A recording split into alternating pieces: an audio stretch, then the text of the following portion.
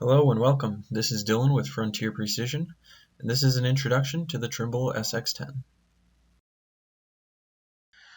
So with the SX10, we can still do all of our normal survey work that we would with any normal robot. The SX10 is a 1-second instrument, so it's about as accurate as it can get. You are still going to be able to do all your normal staking work that you would with the SX10, as well as all your topo work. And when it comes to the topo, that's where you're going to be able to take advantage of more of that panorama and scan data.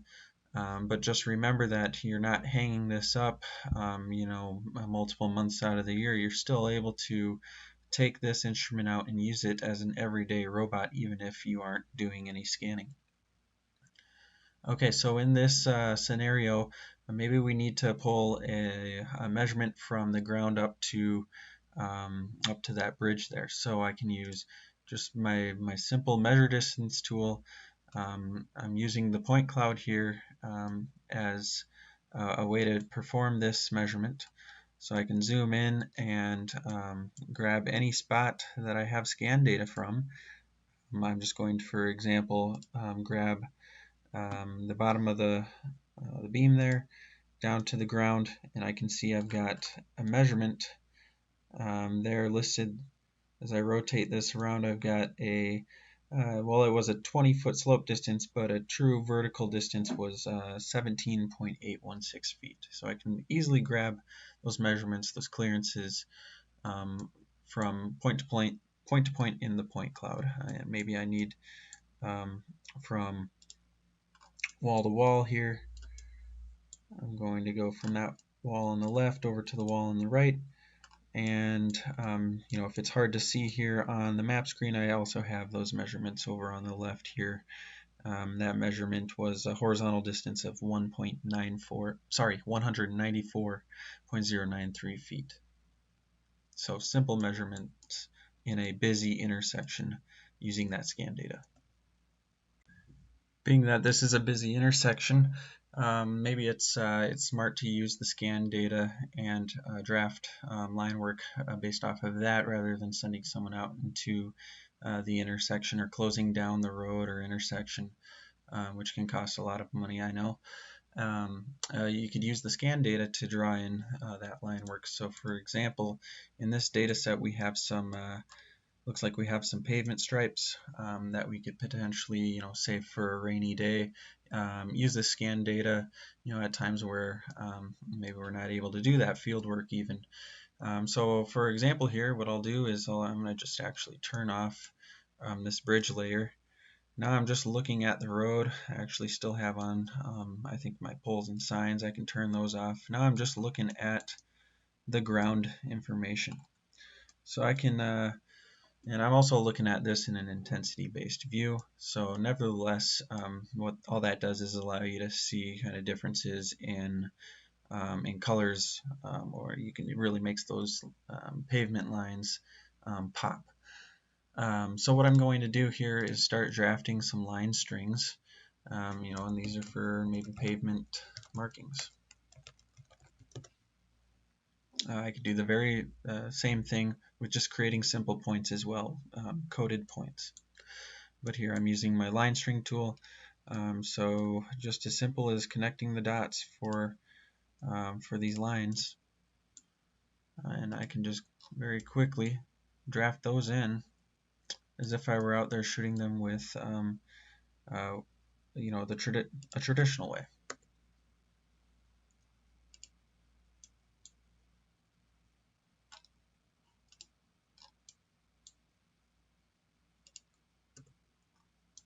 Okay, and I could go as far as I want in depth here, but I'm not sending someone out into the middle of that intersection to collect this topo information.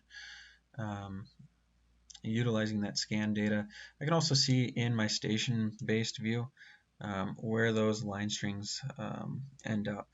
I could also use the station-based view to draw in my line strings. So if I wanted to, I could draw in all these cracks from this view.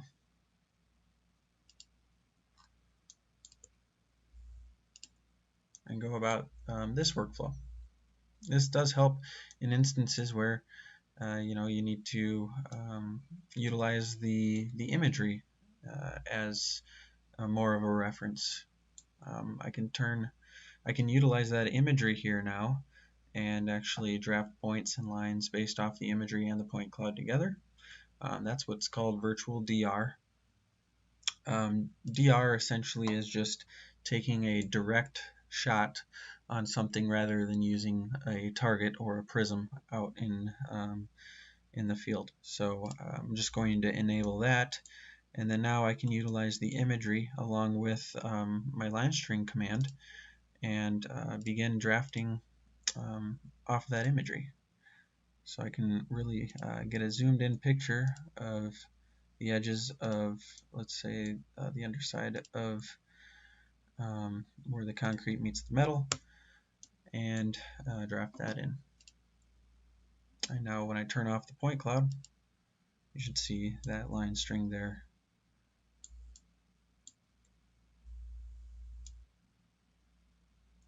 Station-based view is also just wonderful for site documentation,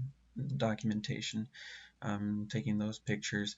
I believe this picture is at the lowest resolution. You could bump up the resolution and get a lot more detail as well if needed. But things like that are really going to come in handy when it comes to utilizing the full strength of the the SX10.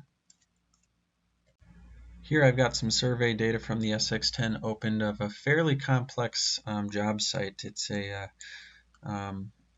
This is a substation.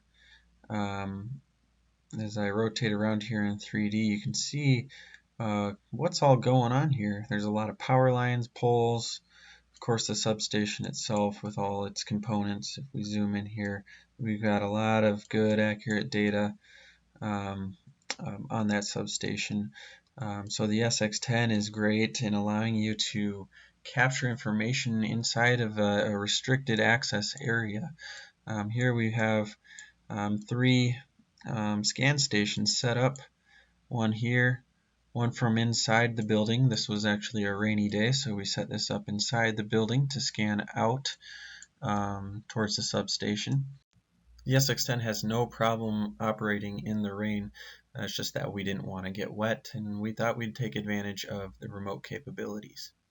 And we've got a third one over here on, I believe, the south end of this site. But a lot of detail here in the substation area.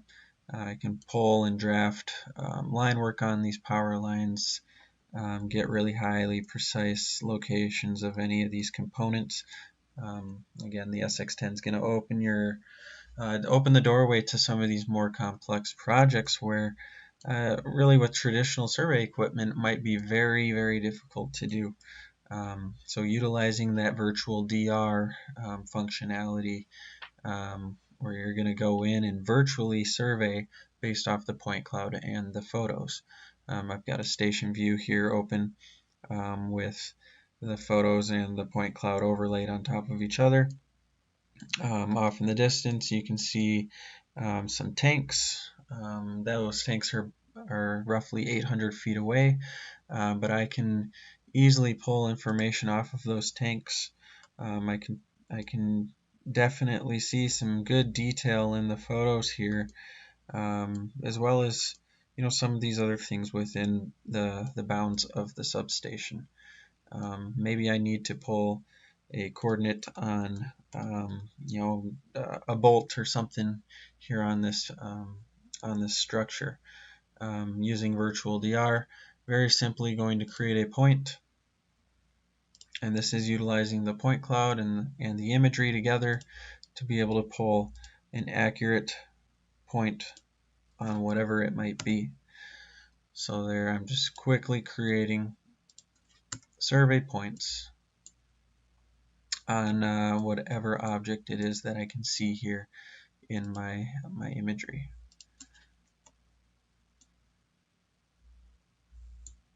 I'll do one more. What's actually happening here, if you look at my cursor, I'm hovering and clicking over I'm kind of giving it a coarse idea of where my object is.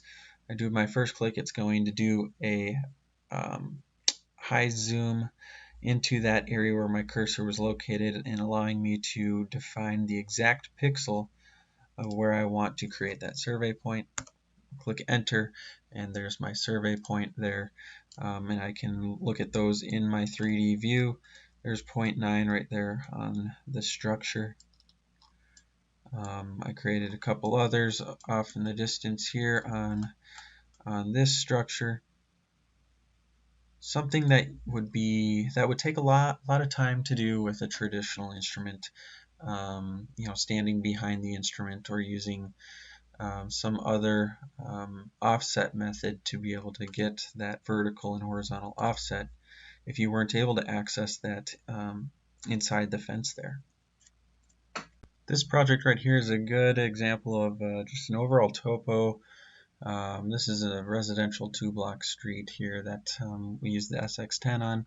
We performed 1, 2, 3, 4, 5, 6, 7 station setups on, maybe 8 for a 2-block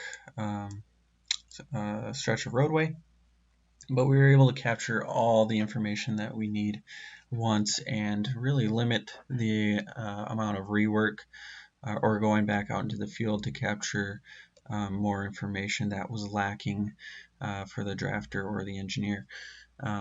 So what we got out of this also is the ability to do those scans, but at the same time we captured some GNSS data while the scanner was operating.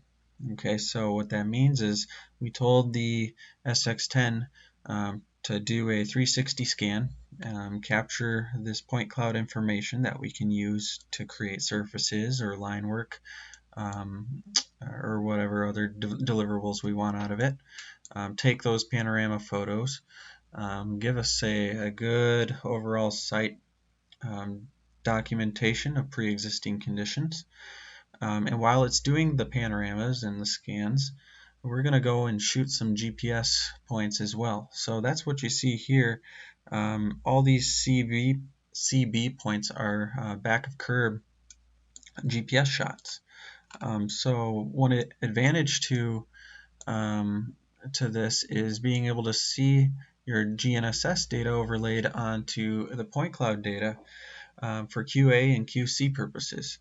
You can see here that there's a point that's hovering in the middle of nowhere. It's hovering way above where the back of the curb should be. If we were to just take a look at this data straight down, we might not see that elevation bust right away. But it's very evident here as I rotate around in 3D view. I see that CB point, and it's definitely not on the curb. So we caught that mistake. Maybe it was a blunder, maybe it was just poor GNSS conditions at that point of the shot. We can adjust that that rod height if it was just a mistake by the field person, or we can totally remove that point from our project. Otherwise we might not have known or seen that before it was too late. Who knows? Additionally to this, using that GNSS ability from the same tablet at the same time the scanner is operating, that allows us to do two things at once. Okay, so yes, we use the SX10 as a total station. We use it as a scanner. We use it as a camera, but we can also use a GNSS receiver to capture those GPS points at the same time. So that's the big, huge advantage to using access with the SX10 and our existing GPS receivers. So from this data, it took about 2 hours to perform these 7 or 8 station setups, perform the scans, and shoot those GPS points all at the same time. Now we have all the data that we should need from here on out. From this, the main objective was to create our CAD lines, our polylines for curb, center line, sidewalk, pretty much the full works.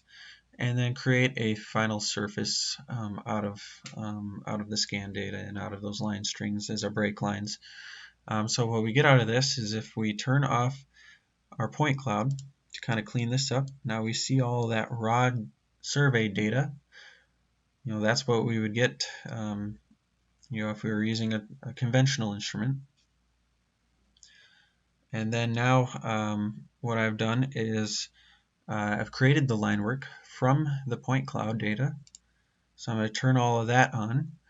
And it took me about 2 hours to draw on all that line work. So 2 hours of data capture, 2 hours of field work, where this might take a couple days to perform a topo survey.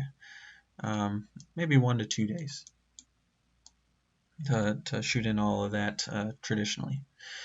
Okay, so I've got all of my line work drawn in. I've got all the points that I need. I have QA, QC'd, and now I'm going to create my final surface.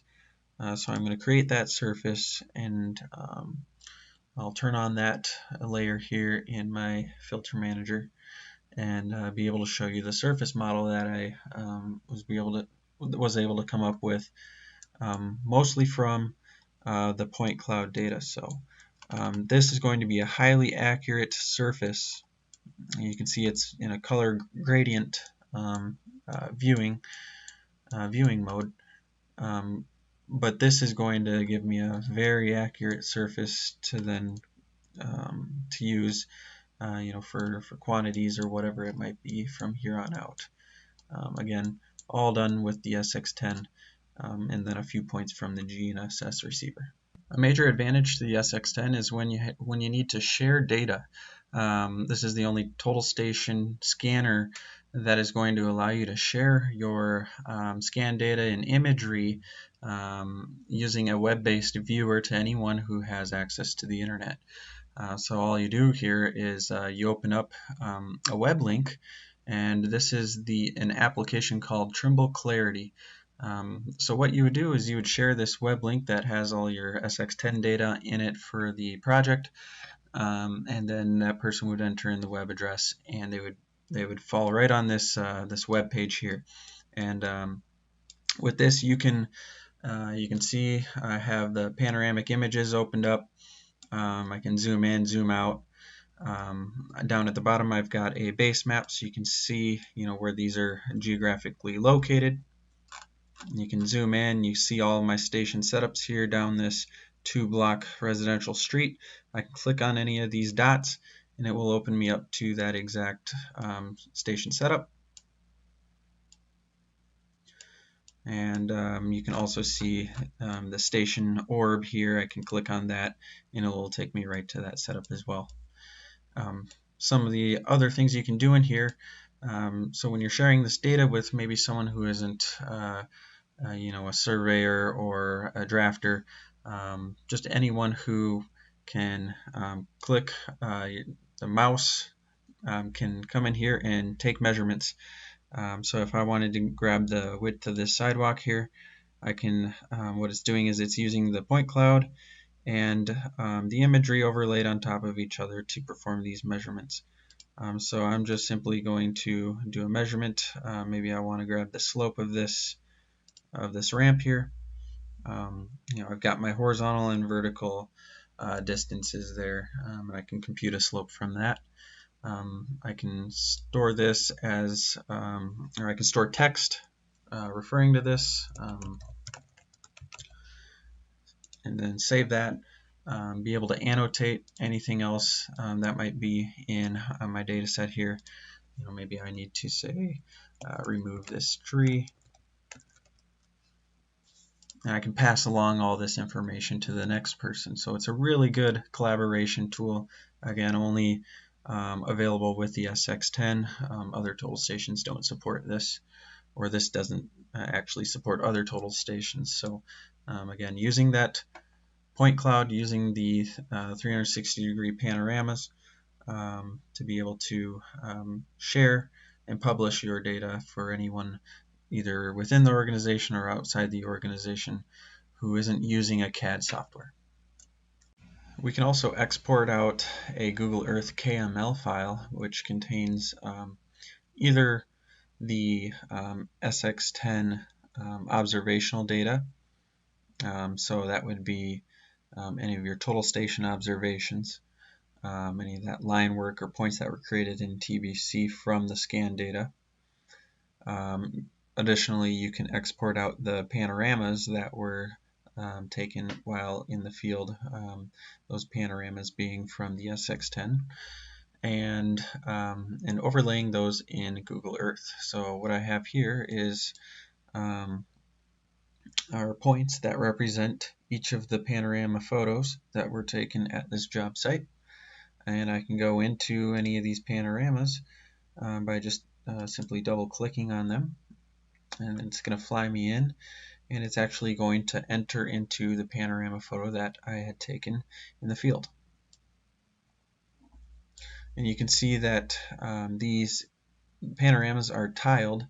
What it is just a series of multiple photos stitched together into one, which is why you see a little bit of a difference in exposure, but you can set up your panorama capture in the field to take more of a uniform look photo where it's not going to adjust the exposure for each photo, it's just going to fix it, which would eventually end up with maybe a better looking panorama.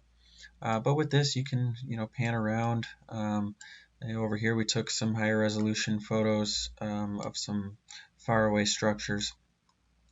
But yeah, essentially use this as another tool for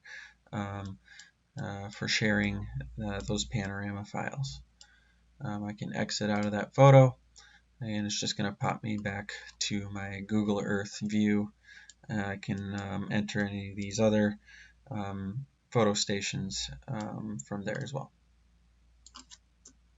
So here's an example of a project where we did some interior scanning. So we set up a series of total station scans, perform some scans, full dome scans. So we have floor up to the ceiling. And I'm going to use a few tools here that I like to use for indoor and some of them for outdoor scenes as well. So what I have open on the bottom is a cutting plane view. On top I have a 3D view. So what you can see where the color difference is here is exactly where the plane is cutting through the building. Okay, so I have it slicing through widthwise of the building, and on the bottom here in my cutting plane view, I can use this to kind of perform whatever inspection or measurements I want to use out of this. So you can see inside, if I open up the station view, this is what it looks like inside of the building. So I'd be able to either compute measurements off the station view, I can compute measurements off my cutting plane view, or from my plan view or 3D view. So very versatile in that respect. So switching back to 3D view, you'll see here I'm just cutting through widthwise. If I wanted to change that up to a different cutting plane, I built one for horizontal plane as well, which is going to show me more of like a top-down blueprint type view. So I'd zoom into the building. Here you go, and I can kind of take my measurements or draft in the building footprint, really whatever I want to do from the point cloud here.